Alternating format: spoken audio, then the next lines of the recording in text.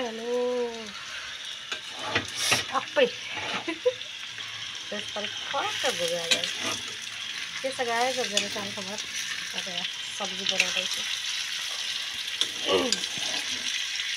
कराइरै घुम्यो यार त्यसरी भेजी खाना भेजी खाना बनाउँछु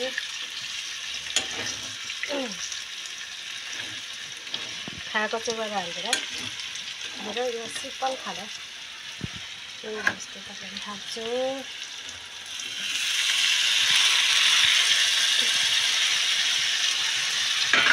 र केही हाल्दैन रहेछु त्यसपछि जिरा चाहिँ मैले जिरा चाहिँ भुटेर हाल्छु किनकि जिरा चाहिँ म भुटेर हाल्छु होइन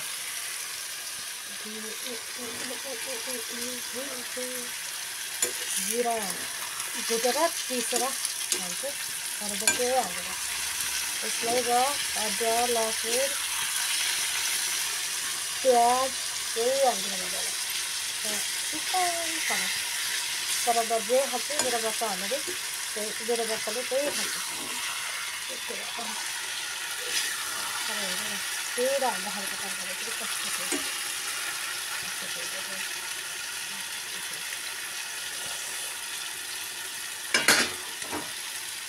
थियो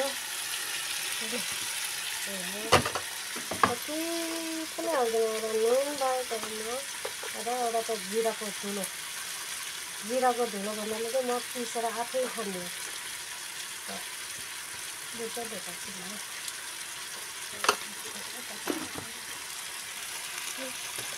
आफै बनाउने हो आफै पिस्ने हो मरेङ पार्ने हो त्यसलाई त्यस्तै हो दिनभरि काममा थपेर आइन्छ पकाएर फेरि कस्तो पहिला एउटा गाई त कसैले पकाएर दिएको थियो यता के हुँदै जस्तो हुन्छ त्यो नै पकाएर दिन्छ हामी कसैलाई हामी जस्तो अभागी मान्छेलाई कसले हुन्छ आफै पकाउने आफै खाने हो मिठो खाने नमिठो खाने है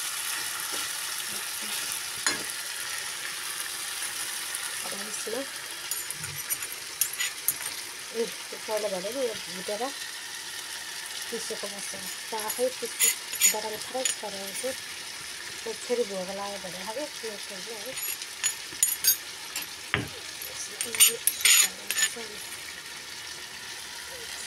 बनाउनुपर्छ त्यो आउँदा र भएको होला कताबाट देखाएको हुन्छ क्यामेरा पनि हुन्छ होइन फेरि देखाइदिनु मान्छे भएन देब्रे हातले मैले फेरि केही गर्नु जान्दैन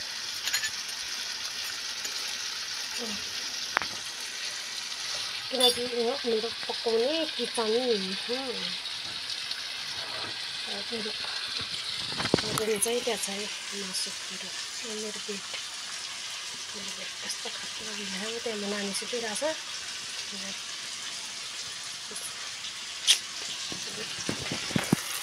सुतिरहेको छ है तरकारी चलाएर बिलेर चाहिँ गाई हेर्दै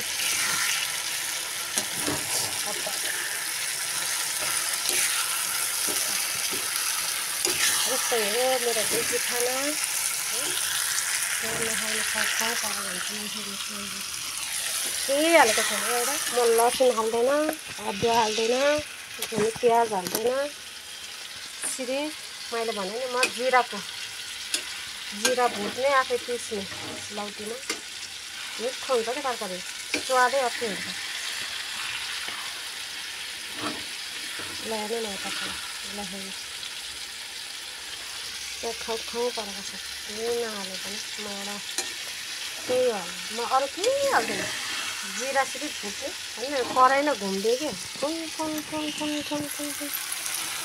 घुमेर सरी गाइस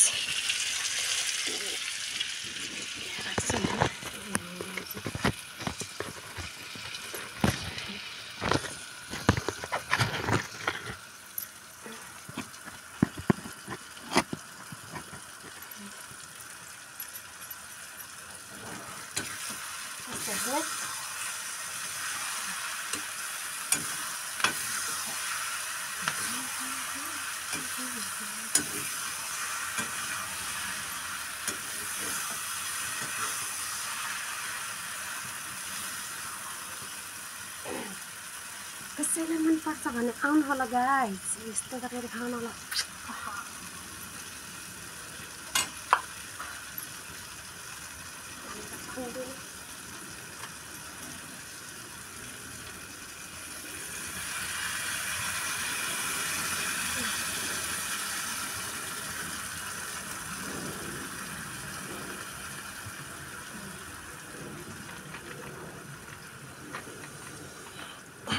तरकारी हाम्रो स्कुल सरकारी भन्छन् कसैले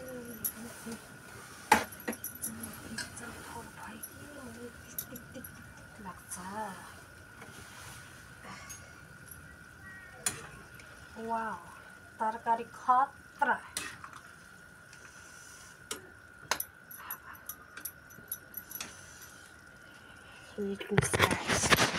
मेरो तरकारी हेर्नुहोस् भेजी खानु।